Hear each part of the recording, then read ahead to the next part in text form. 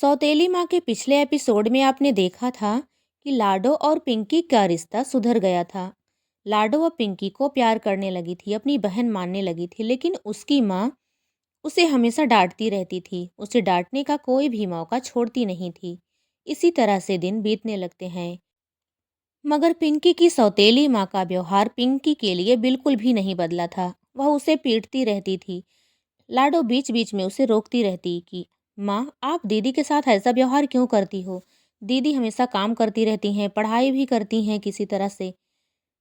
पिंकी पढ़ने में बहुत तेज थी। उसे स्कॉलरशिप मिलता था, इसी से वह अपनी पढ़ाई पूरी कर रही थी। पिंकी घर का सारा काम काज निपटा कर अपनी छोटी बहन लाडो को लेकर स्कूल जाती और अच्छे से मन लगाकर पढ़ाई करती और वापस घर आकर फिर से सारे काम निपटाती।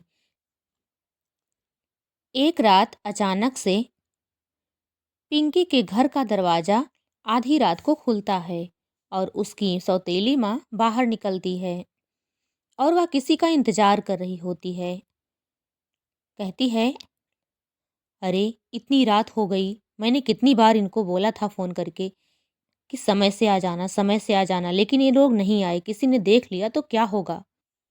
तब तक दो अनजान पक्षी उसके पास आकर बैठ जाते हैं। उनमें से एक बोलता है, हाँ मैडम जी, हमने पैसे पूरे लाए हैं और कल सुबह हम स्कूल जाते हुए उसे किडनैप कर लेंगे। उसकी माँ कहती है, लेकिन ध्यान रहे, उसके साथ मेरी बेटी भी जाती है। मेरी बेटी को हाथ भी मत लगाना, अगर छुआ तेरे हाथ काट दूंगी। ठीक है? पैसे पूरे लाया है ना? वो पक्षी कहता है, हाँ हाँ मैडम जी, पैसे पूरे हैं, गिन लेना। इस तरह से कहते हुए वह चला जाता है और दूसरा पक्षी भी धीरे धीरे वहां से जाने लगता है।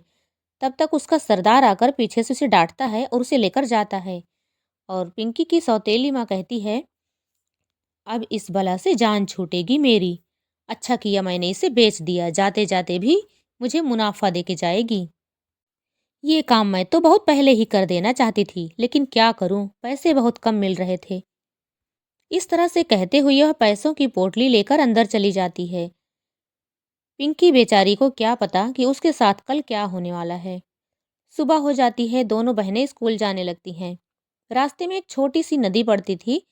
लाडो बहुत चंचल थी, वह आगे आगे चलती जा रही थी। वह नदी के उस पार पहुंच गई थी और पिंकी दूसरी तरफ थी।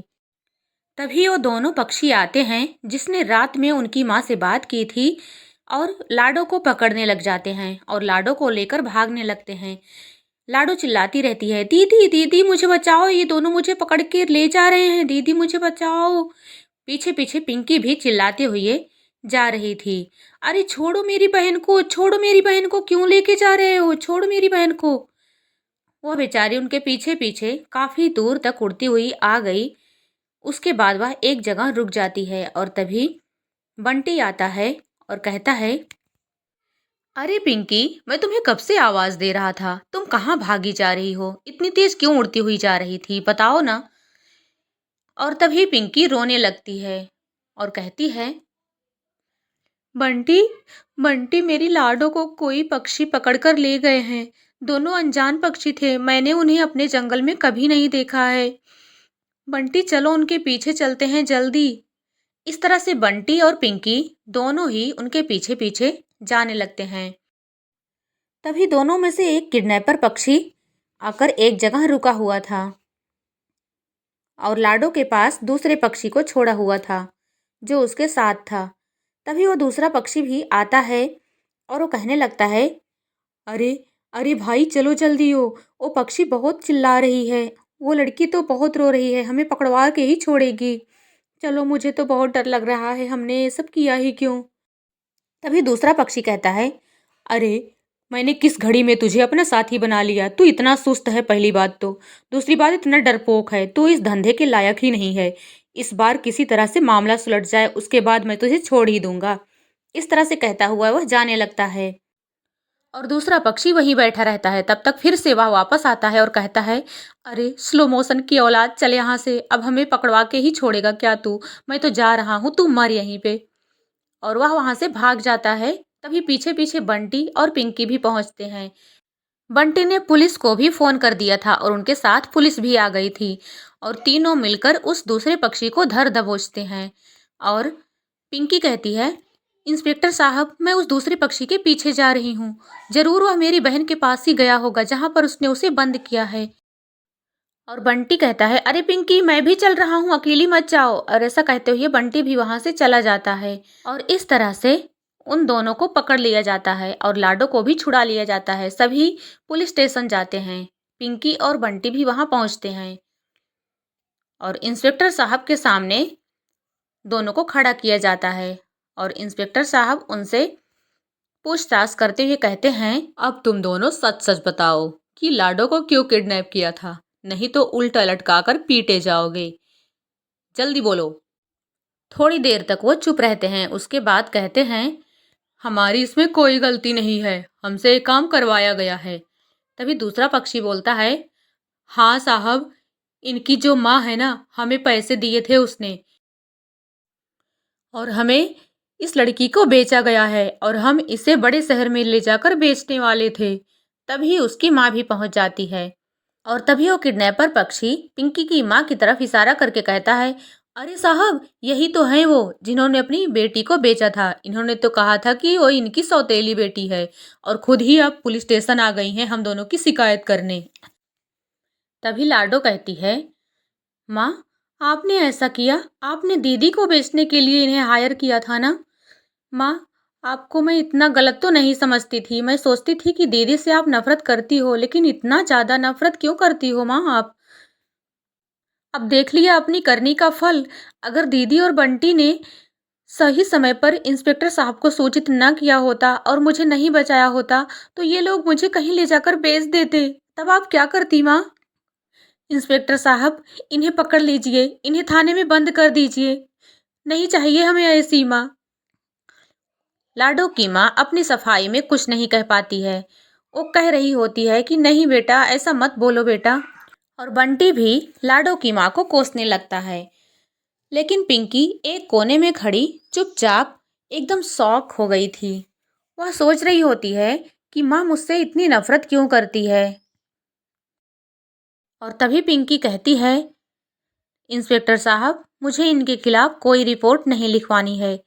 चलिए अब सब घर चलते हैं। इन दोनों को बंद कर लीजिए आप। पिंकी, लाडो और उसकी माँ घर पहुंच जाते हैं। लाडो की माँ कहती है, पिंकी, मुझे अपनी गलती का एहसास हो गया है बेटा। मैंने तुम्हें बचपन से ही बहुत सताया है, लेकिन आज मैं बहुत पश्चाताप की आग में जल रही हूँ। मुझे हो सके तो माफ कर दो।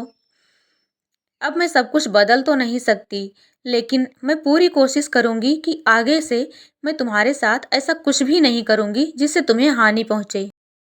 पिंकी चुपचाप खड़ी रहती है। तभी लाडो कहती है, नहीं माँ, अब नहीं।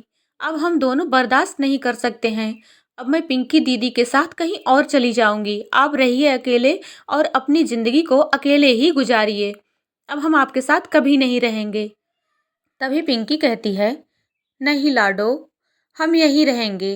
पहली बार तो मेरी माँ ने मेरे लिए कुछ अच्छे शब्द बोले हैं। मैं माँ के साथ ही रहना चाहती हूँ। लाडो, प्लीज रुक जाओ। लाडो की माँ पिंकी से कहती है, पिंकी बेटा, तेरा बहुत बहुत धन्यवाद। किसी तरह से मेरी लाडो को मना ले बेटा। तभी तभी उधर से बंटी आता हुआ दिखाई पड़ता है और कहता है, पिंकी, आज से तुम मेरे घर रहोगी। चलो, यहाँ तुम्हारी कोई जरूरत नहीं है।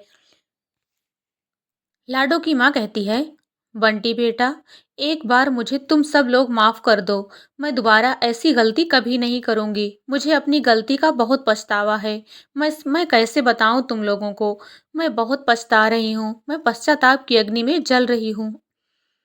बंटी कहता है, नहीं आंटी जी, बहुत हो गया। कल को आप फिर से कभी पिंकी को बेचने लग गई तो बेच ही देंगी।